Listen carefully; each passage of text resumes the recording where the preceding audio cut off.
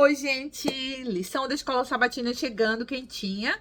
Grande conflito, lição 6, que começou no dia 4, sábado passado, e vai ser apresentada nas classes no dia 10, próximo sábado, tá?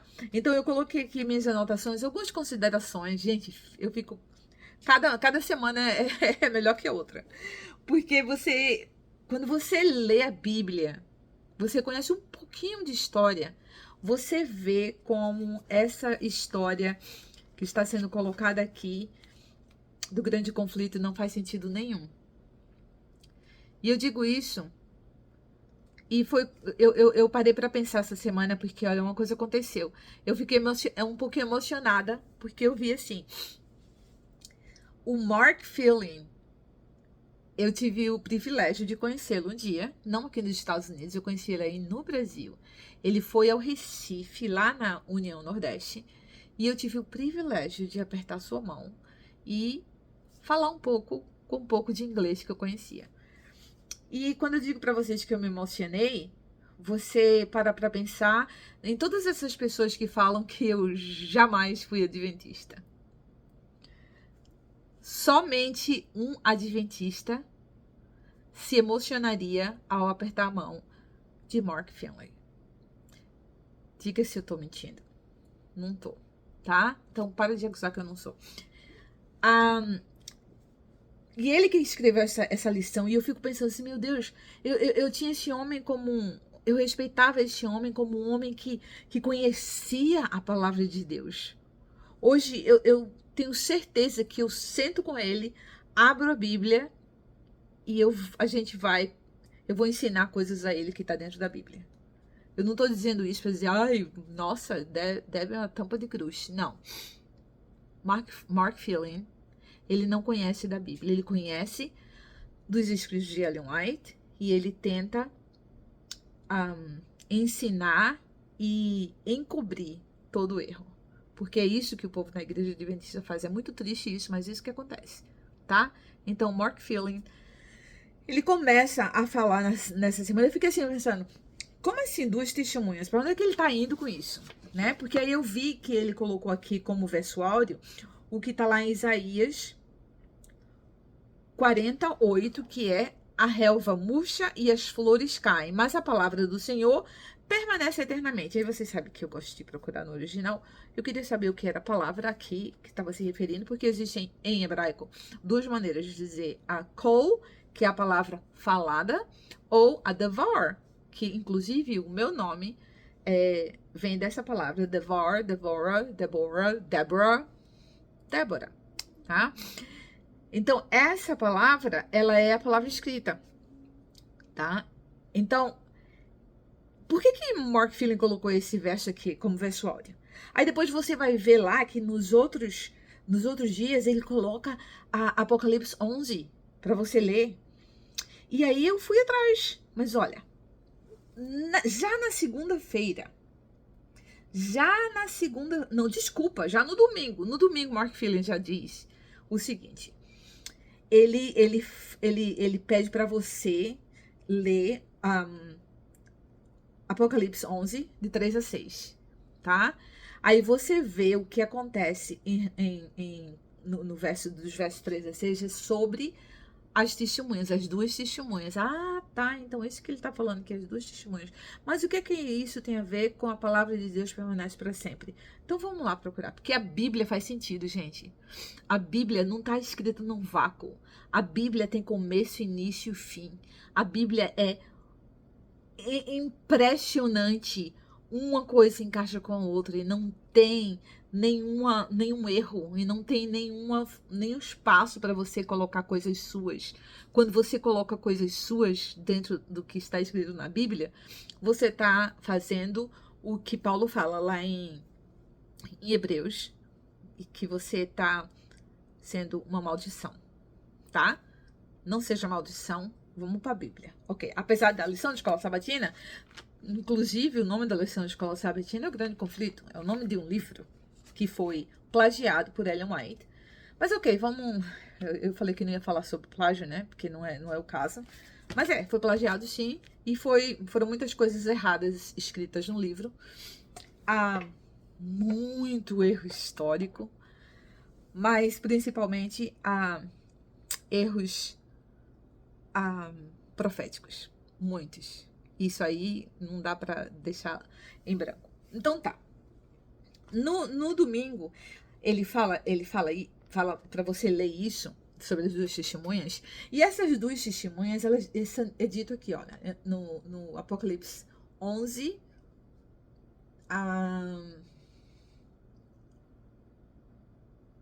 ok, 11:4. Essas testemunhas simbolizam as oliveiras e os dois candelabros que permanecem firmes na presença do Senhor na terra. Todo mundo concorda que isso é uma referência a Zacarias, a visão de Zacarias. Mas olha o que Mark Phelan fala aqui. Ele faz só referência de que é a visão lá de Zacarias. Inclusive, ele coloca aqui, mas você precisa entender o que era aquela visão. Você sabe o contexto de Zacarias? A gente está estudando aqui toda sexta-feira. Tem um grupo estudando Zacarias. Zacarias foi um profeta enviado para o povo de Israel quando eles estavam saindo do exílio lá na Babilônia. E eles iam reconstruir o templo. Eles estavam desanimados. A terra era árida, não existia mais nada. Muitos estavam já ali, já perto de morrer. Outros já cresceram, outros nasceram na Babilônia. E eles já estavam acostumados. E existia uma grande desilusão. E existia uma grande, nossa, será que a gente vai conseguir? Aí Deus manda Zacarias e manda um líder muito bom, que é Zerubabel. Vocês podem ler sobre ele. E lê o livro de Zacarias, tá? Aí ele manda a mensagem profética através de Zacarias, através de sonhos. E um desses sonhos que Zacarias vê é o candelabro e as duas oliveiras. E ele fica, o que isso tem a ver? O que significa isso? Mas olha, o anjo vai lá e responde para ele o que isso significa. E se você ler, você vai entender também, tá? Não vai cair aqui na burrice do Mark Phelan, porque isso é tudo sobre a soberania de Deus. E mais uma vez, a soberania de Deus é subtraída para dar poder às incoerências de Ellen White.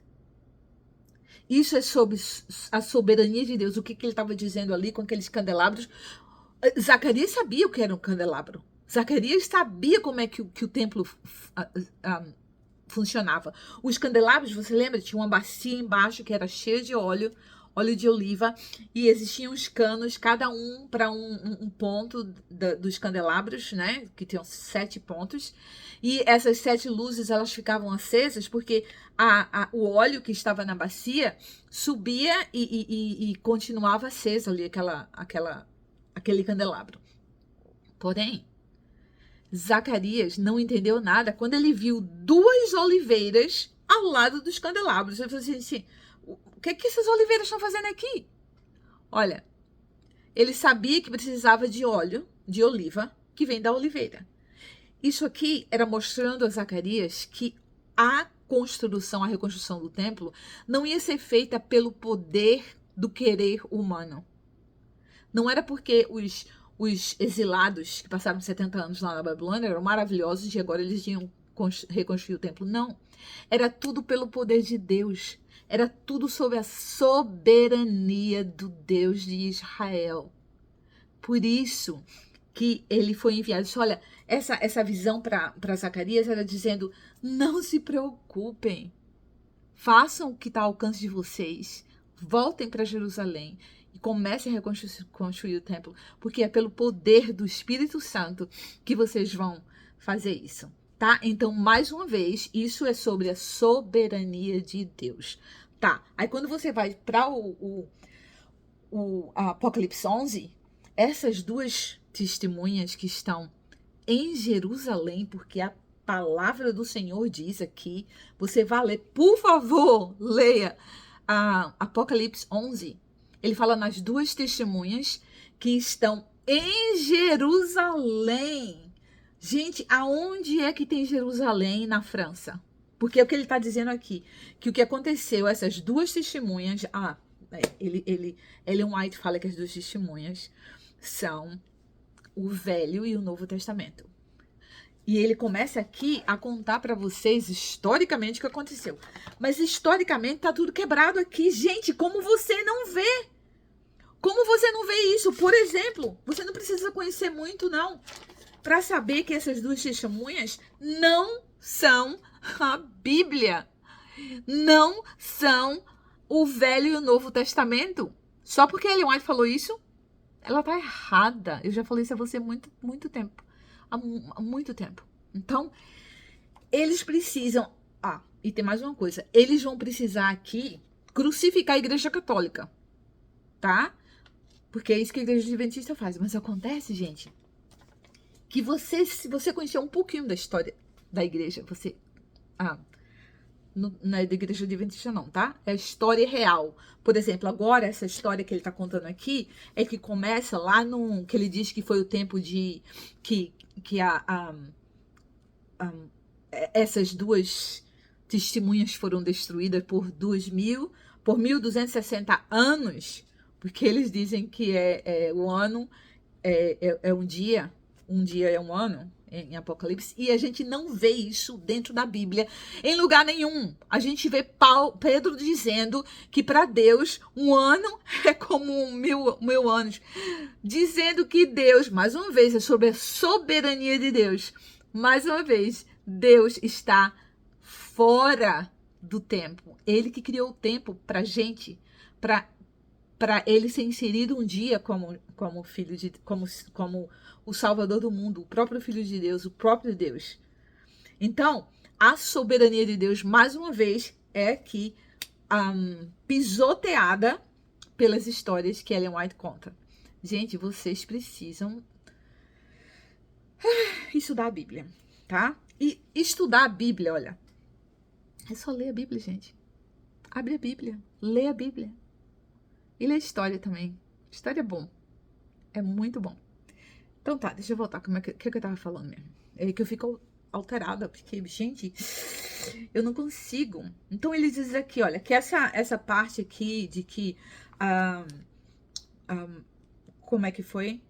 Ele diz que na época da igreja medieval, né? Que ele vai meter o pau agora na igreja católica. No período da igreja medieval, ok, primeiro a gente precisa voltar lá para ele dá uma data que ele diz que começa em 538, porque tem que dar certo com aqueles 1.260 anos que Ellen White fala, tá? Só que não é, porque se você for para a história, você vai ver que os vândalos, eles são colados vândalos, eu acho que é vândalos em português, eles tomam Roma. E eles invadem, e eles tomam o poder romano. Só que tem uma diferença ali. O poder romano colocou, já lembra quando Constantino, ele fez a igreja, o cristianismo, a religião oficial do reino, tá? Então, o reino, o romano, como é que fala, o Império Romano tinha uma religião, e essa era o cristianismo, porque foi o Constantino que fez isso. Só que quando chegou lá em 476, não é 538, tá? 476, quando 455, ainda antes, quando os vândalos tomaram, tá? Só que quando eles tomaram, aí existia a igreja já estava muito bem estruturada, instituída. O poder já tinha subido para a cabeça de muita gente. E os líderes do reino, do império, eram homens de Deus, tá?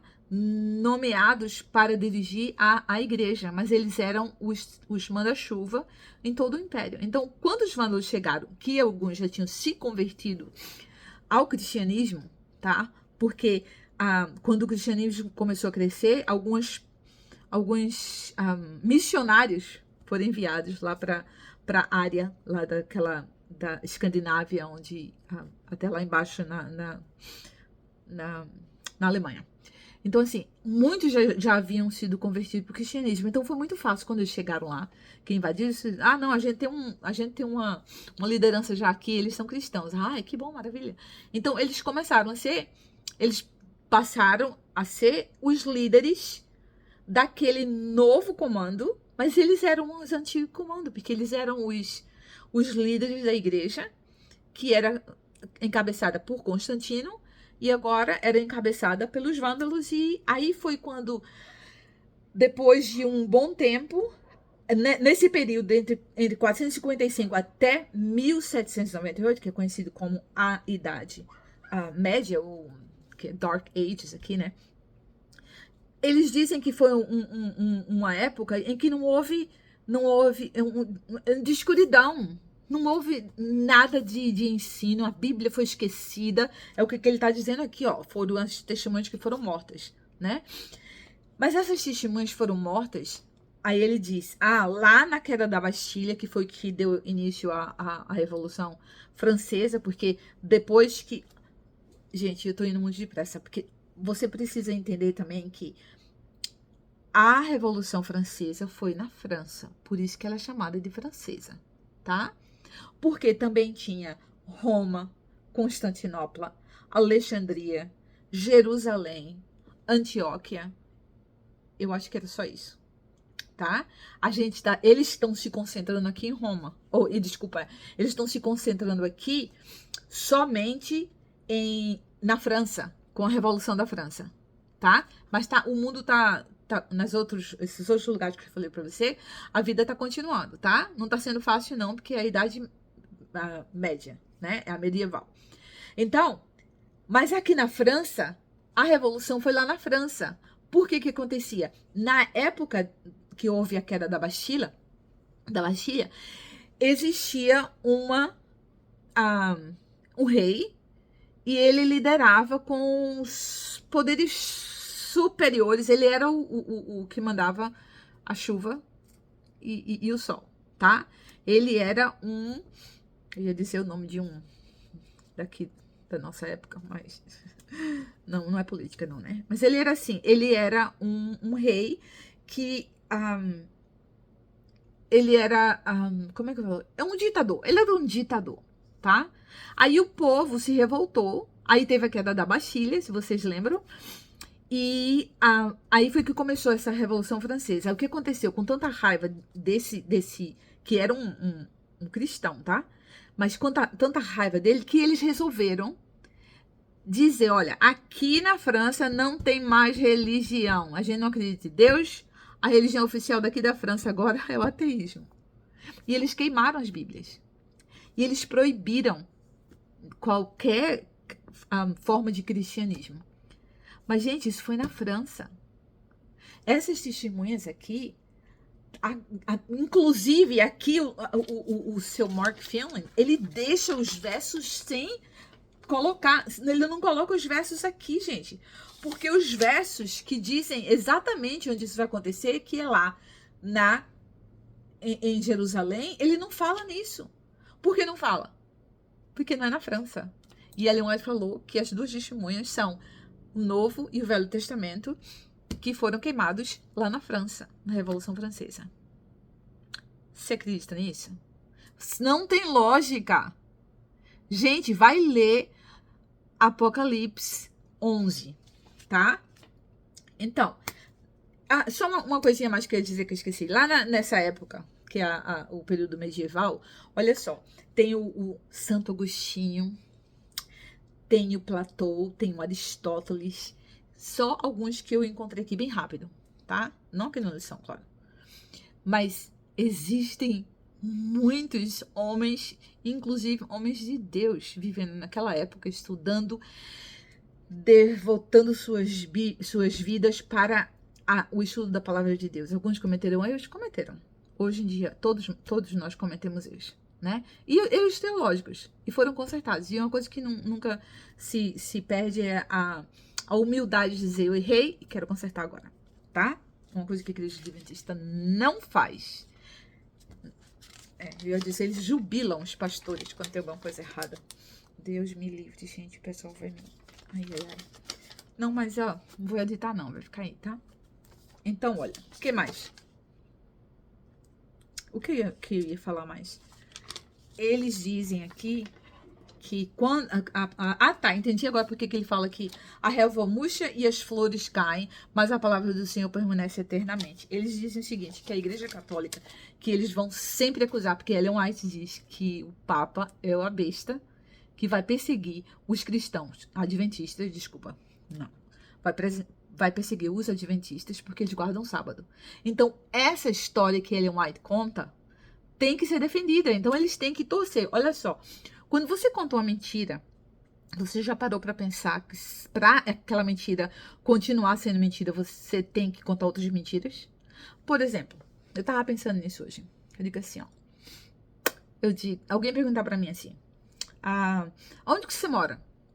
Aí eu vou dizer, eu posso dizer, em qualquer lugar que eu quero, tá? Você não sabe. Você tá me escutando, me assistindo. Eu vou dizer assim, eu moro na China. Aí você vai perguntar algumas outras coisas, por exemplo, como é que tá o clima aí, como é que é a vida na China. E eu vou tentar preencher e responder essas perguntas de acordo com o conhecimento que eu vou ter. Não por ter vivido. Então, assim, a primeira mentira que foi eu moro na China, foi só a primeira. As múltiplas mentiras vão vir depois. Porque pra eu segurar a mentira como verdade, que é que eu moro na China, eu vou ter que inventar centenas de outras mentiras pra dizer isso pra vocês. Tá? Não moro, eu moro em Dallas. Então, pode me perguntar tudo que você quiser daqui, porque é aqui que eu moro. Mas foi só era só para dizer para vocês o que eles falam, as mentiras e como eles torcem a palavra de Deus para dar certo com o que Ellen White ensina, gente. Aí eles dizem que a Igreja Católica é a Igreja Católica que ela não é sola escritura. Por quê?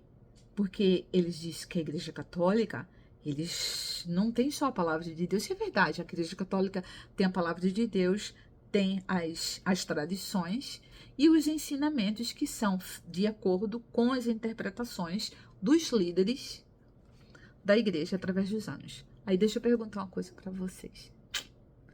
Aí na Igreja Adventista, como é que é? Sola escritura? Essa lição já mostra para você que não é. Porque a lição todinha é sobre um livro que uma mulher diz que escreveu, cheio de mentiras e erros, e interpretações que eu já mostrei para você aqui, olha. A interpretação, quando é sobre a soberania de Deus, ela passa a ser a soberania de Ellen White. A verdade que ela conta, tá? Você passa por cima a soberania, o ensinamento da soberania de Deus na história de Zacarias, na história das duas testemunhas, porque lá nas duas testemunhas eles dizem que eles representam esses dois castiçais e as oliveiras, porque se referindo à soberania de Deus no sonho de Zacarias. Porque você sabia que essas duas testemunhas, elas vão estar em plena Jerusalém, e diz que eles não vão deixar eles vão profetizar por 3 anos e meio, 1260 dias, tá? E diz o seguinte, que eles vão ser mortos. E os habitantes lá em Jerusalém, não vão deixar que eles sejam enterrados. Eles vão ficar lá no chão por 3 dias. E depois de 3 dias, sabe o que vai acontecer? Eles vão ressuscitar. Aonde que a Bíblia tá aqui, gente? Gente, pelo amor de Deus, lê a Bíblia. Esquece Ellen White. Ellen White tá levando vocês para perdição. Por favor. Eu acho que era só isso que eu tinha para dizer e que tudo é pela soberania de Deus. Que esse vídeo também, pela soberania de Deus, possa chegar aos corações de muitos de vocês, para que vocês possam ir ler a Bíblia, a palavra de Deus, e encontrar nela a verdade. E a verdade vai lhe libertar. Que Deus te abençoe. E a gente se vê semana que vem.